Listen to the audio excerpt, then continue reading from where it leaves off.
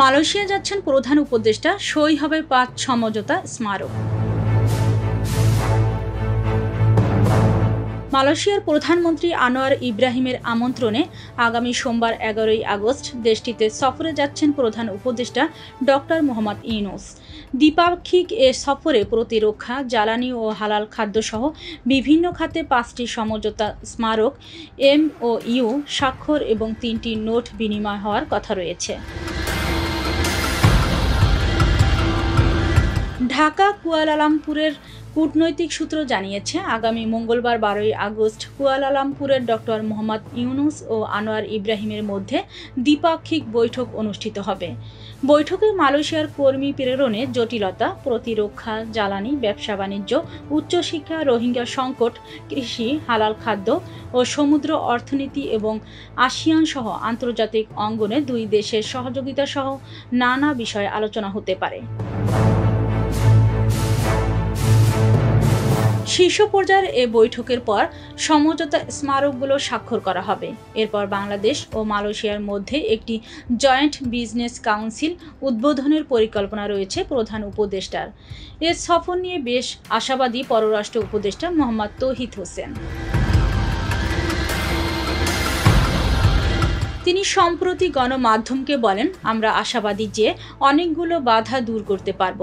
প্রথমত, সর্বোচ্চ পর্যায়ে একটি সফর হচ্ছে। দ্বিতীয়ত, দুই দেশের সরকার প্রধানের মধ্যে ভালো রসায়ন আছে, আমরা সেটি কাজে লাগাবো।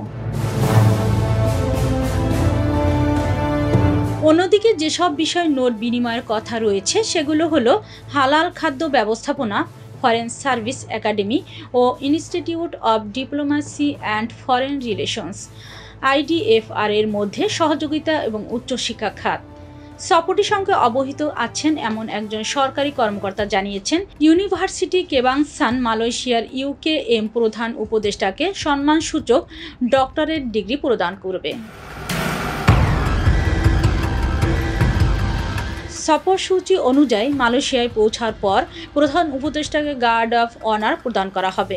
এরপর প্রধান উপদেষ্টা বিনিয়োগ উন্নয়ন কর্তৃপক্ষ এর আয়োজনে একটি ব্যবসায়িক সেমিনারে অংশগ্রহণ করবেন। এরপর বাংলাদেশ কমিউনিটির সঙ্গে মত বিনিময়, UKM থেকে সম্মানসূচক ডক্টরেট ডিগ্রি গ্রহণ, কুয়ালালামপুরে বাংলাদেশ দূতাবাস ও মালয়েশিয়ার কয়েকজন মন্ত্রীর সঙ্গে বৈঠক এবং দেশটির সাবেক প্রধানমন্ত্রী মহাতির মোহাম্মদের সঙ্গে প্রধান উপদেষ্টার সাক্ষাৎকারের সম্ভাবনা রয়েছে। ২০২৪ সালের ৫ আগস্ট আওয়ামী লীগ সরকারের পতনের পর ডক্টর ইউনূসের নেতৃত্বে অন্তর্বর্তী সরকার ক্ষমতা গ্রহণ করে। ক্ষমতা গ্রহণের ২ মাস পর গত বছর অক্টোবরে মালয়েশিয়ার প্রধানমন্ত্রী আনোয়ার ইব্রাহিম ঢাকা সফর করেন, যা অন্তর্বর্তী সরকারের আমলে প্রথম কোনো বিদেশি সরকার প্রধানের সফর ছিল। বাংলাদেশি কর্মীদের জন্য মালয়েশিয়ায় মাল্টিপল এন্ট্রি ভিসা MEV চালু হয়েছে। এক বিবৃতিতে এ তথ্য জানিয়েছেন দেশটির স্বরাষ্ট্র মন্ত্রণালয়। নতুন নীতিমালা অনুসারে মালয়েশিয়ার বৈধ temporary work visit pass, PLKS এবং সিঙ্গেল এন্ট্রি ভিসাধারী বাংলাদেশি কর্মীদের আর আলাদাভাবে MEV আবেদন করতে হবে না। PLKS নবায়নকালে ইমিগ্রেশন বিভাগ স্বয়ংক্রিয়ভাবে এই ভিসা ইস্যু করবে। স্বরাষ্ট্র মন্ত্রণালয় জানায়, এই পদক্ষেপ অভিবাসী শ্রমিকদের যাতায়াত প্রক্রিয়া সহজ করবে, পাশাপাশি ইমিগ্রেশন পাসের অপব্যবহার রোধ এবং সীমান্ত নিয়ন্ত্রণ ব্যবস্থাপকে আরও কার্যকর করবে। এতে মালয়েশিয়ায় অবস্থানরত মিশনগুলোর নতুন ভিসা আবেদনের চাপও কমবে। প্রতিবেদনে ছিলেন মিতু রুকাইয়া, কণ্ঠে আছি আমি রুমানা। World views.